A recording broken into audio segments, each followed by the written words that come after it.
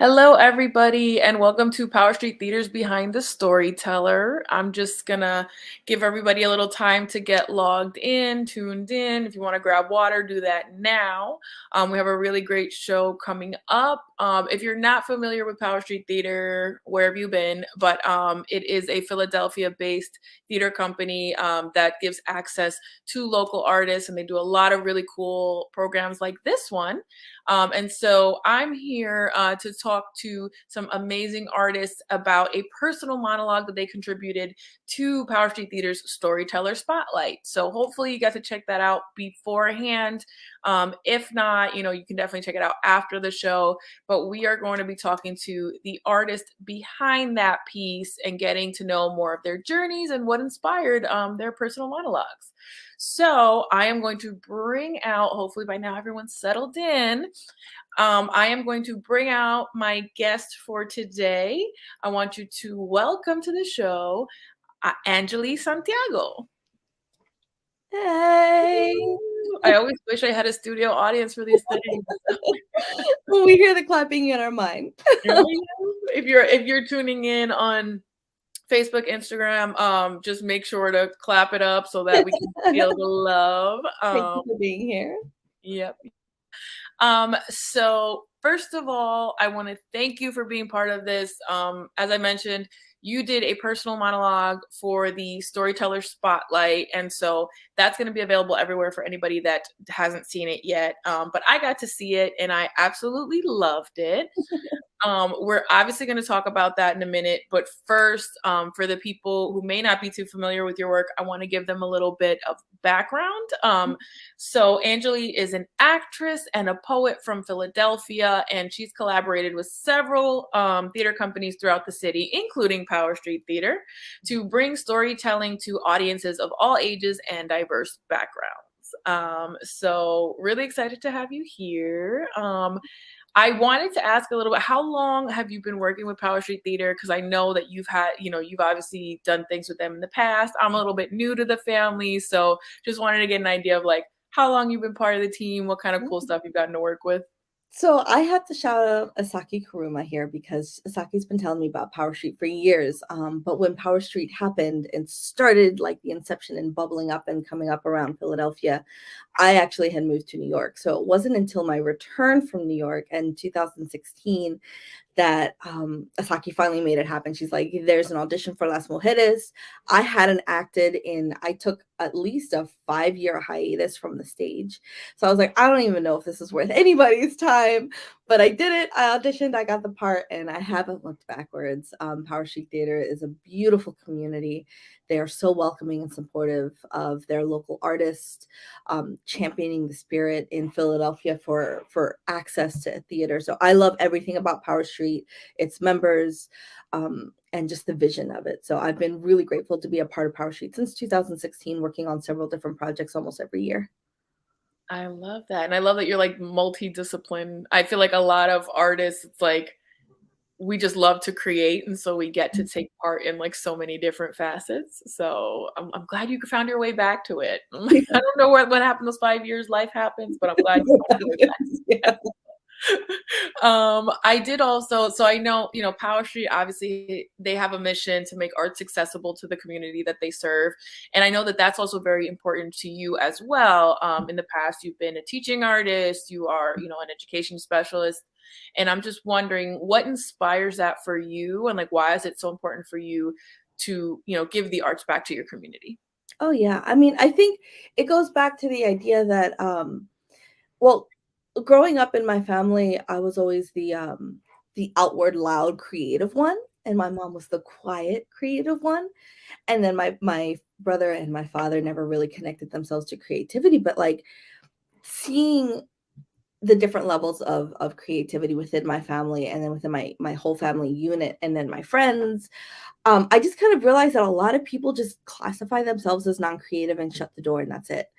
But I find that creativity is such a catalyst for self-evolution and the permission to risk take and to play is so I find it so healing in the journey of life, that like it has become super important to me, and it has always been important to me to share that idea that it's like you might not classify yourself as an artist, and you don't always have to do an outward product to be considered an artist, but you can allow yourself to explore creativity.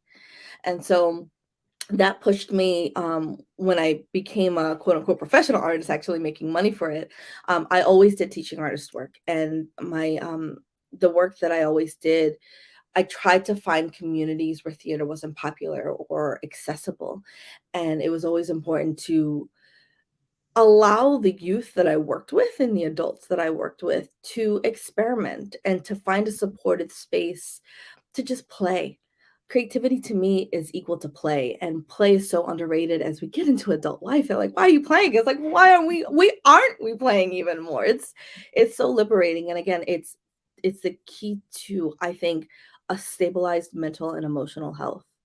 Um, and so that's why creativity is really important to me, and making it accessible and kind of allowing ourselves to experiment so that we're not putting ourselves in a box that's like, well, I'm not creative. So I'm not going to give myself permission to do that because I'm afraid to risk or fail. And it's like that is all part of the beautiful journey of life that we are, we have the grant. Well, we've woken up this morning. So welcome everybody. Thank you for joining.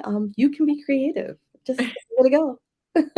I love that. Yeah, I think there's so many people who take for granted that, like, even if you don't feel like an artist, like, you can still kind of explore Yeah. your creativity and, just have fun with things, and life itself can get so monotonous, and, we all gotta clock in and go to work, but what do we do after that, you know? Yeah. So I definitely love that. I do also wanna mention, so you, I read in your bio that you've been exploring trauma. You talked a little bit about mental health and how it affects the way that people are actually experiencing art. So I just wanted, it's the first time I've kind of heard something like that. I'm a little bit of a personal development junkie, so I'm like, trauma, I love that. But I wanted, if you can speak a little bit about that, experience that you're going through, and like what made you interested in that. Um, yeah. Well, I'll be very honest and put it all on the line. Mental health therapy is very expensive in America. Getting a therapist is hard, but journaling is free. And so I've had a mental health journey, as many humans do in my life, and I've always leaned on some form of creativity as the expression of the angst or the anguish, the frustration, all those heavy weighted emotions can be funneled into a journaling project, painting by number, coloring a book, or getting on a microphone and expressing yourself in spoken word, or taking a chance in an improv class. The fun thing about art as well is that if you allow it, it'll give you a new community, and that community can help support you through a mental health crisis and a mental journey Mm. if you've experienced trauma. um, so like there's a lot of benefits in exploring the world of creativity as an artist and as a non-artist but participant, or explorer. But I do find that the healing aspect of creativity can really help find balance in traumatic experiences, and also to be reflective, to learn, to explore what you learn, because a lot of times you can experience a traumatic event and you put it in a box and you put that box in the back shelf of your brain and you don't touch it, and that makes sense, and sometimes that safety measure is appropriate. But when you are ready to encounter and figure out, what did I learn, why did I go through this, um, looking at it through an artistic lens of again play, of taking a risk, and seeking community, can really help get to the other side of what that darkness was. And so part of my journey of Power Street Theater, when I did leave Philadelphia, I had closed the door on being an artist. I was like, I'm going to go and be a full-time teacher, and that was what I wanted to do, and that's what I wanted to focus on.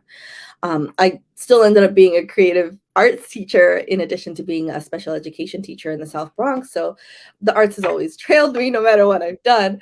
But like coming back and taking that risk again really helped me navigate a lot of the experiences in darkness that I went through um, during my experience in New York, and in even prior. Like Power Street Theaters provided such a beautiful community for me as an individual, that has allowed for a lot of healing. I love that. I love that. And I did want to ask, just because you talk about not even just like the creating of the art, but kind of like experiencing, participating, is there any piece of art, some work that maybe you didn't create that like comes to mind when you think of like this really helped me through a difficult time, or like, help me explore something in myself?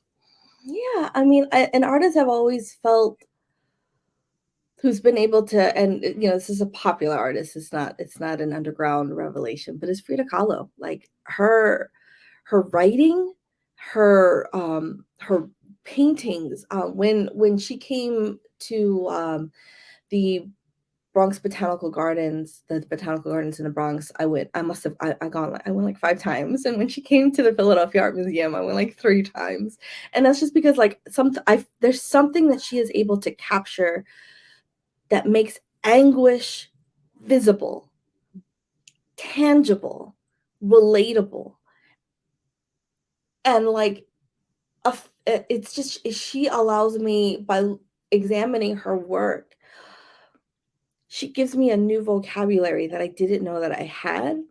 Then that allows me to translate it into my own life and into my own healing journey. And then funnel it into my own creativity. I know when I worked on Las Mujeres, we had a Frida Kahlo in the cast. I played Sor Juana, um, but I did pull on my affection for Frida Kahlo to like find the vocabulary for Sor Juana, for her anguish, for everything that she experienced, for her poetry, because it was the closest thing that I knew that I could like start from what you know and then build from there, kind of thing.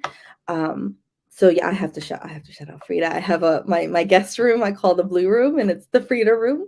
I have a lot of art from her in my guest room, just as a space to go sit and look and just feel and not be ashamed or embarrassed to go through those emotions.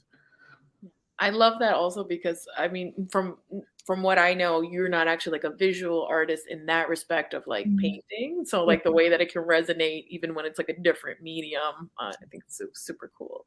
yeah. So as everybody knows, I mentioned it at the top of the show, you are our latest participant in the Storyteller Spotlight, where Power Street Theater asked you to write a personal monologue, write and perform a personal monologue. And so I don't believe you guys get much like guidance on like what to include or what to talk about. I'm pretty sure it's just like up to you, right? Like, so I wanted to know, first of all, what was the inspiration behind your piece? Because I found it super interesting. I don't want to give too much away for anyone who hasn't seen it yet, but um, for your personal monologue, the way you're narrating this story is actually like you don't talk about yourself directly. You're talking about the story of a tree and kind of the journey that this tree goes to. I'm like, I don't want to say too much, but the journey that this tree goes through and like the community and like the experiences of this tree. And so I was just wondering, like, what was the inspiration? What were you trying to convey with this piece? And like kind of how does it tie back to your own life and your own personal experience? Yeah, so this was a piece, it had growth and roots a long time ago. And then with this opportunity, I was able to revisit, refresh, and I never shared it with the public prior. Um, it actually started as a children's story to help me get through a broken marriage. Um, and so the best way to do that was not talk about myself personally, but to personify myself in a different character. And so this is just one chapter that I pulled from that story. And it really is the idea of, a lot of times we talk about love is enough for relationships. And in my personal life, I find that I need a lot more than that to find balance and health in a romantic relationship. And so like I had to go through that self journey of like, okay, well, that trait wasn't true for me. So let me go through a different journey and try to figure out what it is that I want and I need. And so the journey of this tree, she's in, yeah, I don't want to try to give away too much, but she's in love. And you know, trees are rooted in the ground, so they can't go follow their lovers around the world and do everything. So they have to figure out, as is true for trees in real life, they have to figure out how to self-sustain and survive with what they got. So she gives herself the surprise that you'll learn if you watch. And through that surprise, she finds us just a real new appreciation for what she can provide, what she can create, and how that can give her a new grounded self to move forward from, that isn't reliant on something else outside of herself, outside of her forces. So it's a really childlike exploration for a very adult journey that provided me a lot of healing in writing it. And it was terrifying to read it. And it's scary to present it and share it out because it is so personal for me. The root of it, the background story isn't glorifying or beautiful. It's, you know, it's what a lot of people have gone through. Broken marriages are real and they're hard. But this piece was born from that, and it's very precious to me because of that.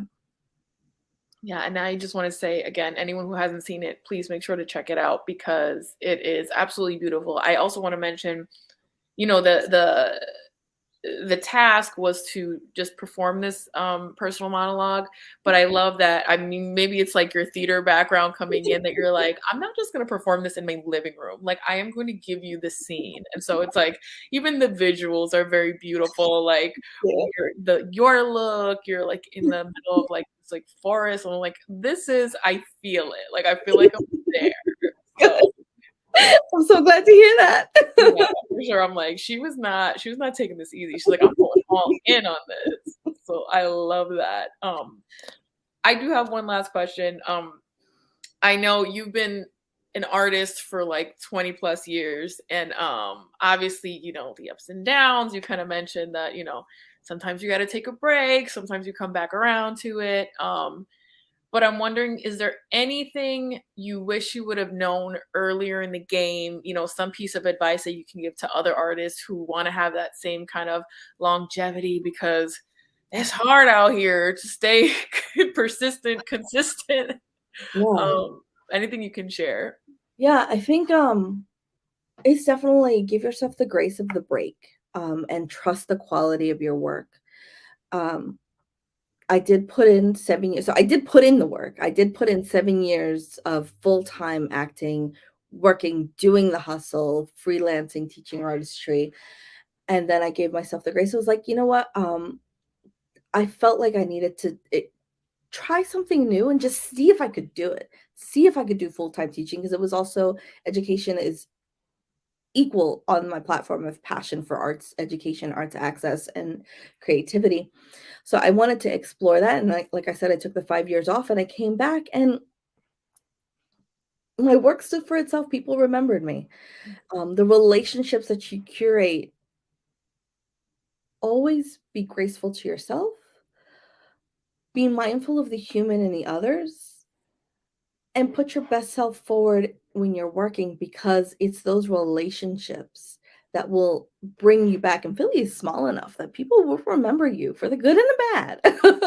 So, give yourself the grace that if you need that break and you need to step away, explore what life can offer you in those venues, because when you return, and if you do decide to return to being an artist in the city, anywhere you go, it's only going to fuel your creativity and fuel your artistry, the journeys that you go through. I mean, adulting ain't no joke. Mhm. But you can really funnel it into a catalyst for your career. Um, and just keep working that way. And right now, this year's looking like it's going to be a break as well, and that's okay. It's scary. It's scary to look at it and know that, okay, was my last performance my last one? Well, we never are given a guarantee of that. So if you can embrace it and allow yourself to learn the lessons and explore all of the different just the variety of life. There's so much that we can see and do, and then bring it back with a new fervor and a new passion. Artistry and creativity is always going to live within us, whether or not we accept it and give it a window. So explore, experiment, and come back because, and I can only speak for Philly as a creative community that I've lived in and explored, but like it's going to be here. The Philly creative scene ain't going anywhere. So, yeah, that would be my advice is just allow yourself to live all the lives you want to be and don't live in the artistic world out of desperation and fear, um, because we'll be here to catch you. I love that. I'm so glad you mentioned that too, because I think so many artists are scared that like if I'm not putting in 110%, like it's not gonna happen for me. I'm not gonna, everyone's gonna forget about me. And at the end of the day, like our job is to actually like comment on life. So like you can go out and live life and come back around Yeah, and have exactly. those experiences and like now you can make the art because you have something from which to pull from. So I'm so glad you said that. And even if today, I mean, like even if this year is a break for you, I know you'll be back, you know, furiously and giving us more art. So I Thank can't wait. you. But I want to thank you once again for participating, for sharing your story with us. I do want to quote your piece because I feel like it speaks to the actual story that you told. The love of words can blossom into a very special flower. And so it's in the piece, and I think it speaks to the piece. And it just if you have not checked it out, I don't know how many times to tell people, if you have not checked it out, make sure to go look at that. That's the Storyteller Spotlight. And then I also, if you're, here for Anjali and you're not familiar with Power Street Theater, make sure that you follow Power Street Theater. They have a lot of amazing things going on virtually and in person. And then if you are here for Power Street and this is your first time getting to know Anjali, then make sure that you find her as well. So she is on Facebook as Anjoli Santiago. The spelling is there in there. There we go. It is there under her beautiful face. And you can also find her on Instagram at Betty Boop 2185. Again, that's Betty Boop 2185. So follow her, support her. I'm sure she's gonna have a lot of amazing projects coming up, and we cannot wait to see it. And I just want to say thank you guys. And Angela, anything you want to say to the people before we duck out of here? Thank you for sharing space. It's an honor to, even be here. And thank you for making it this far in the interview. And definitely check out the piece. I'd love to hear your thoughts. Thank you. Awesome. Okay, so then I just want to say thank you on behalf of Power Street Theater. My name has been Alyson Cadena, and I will see you on the next Behind the Story.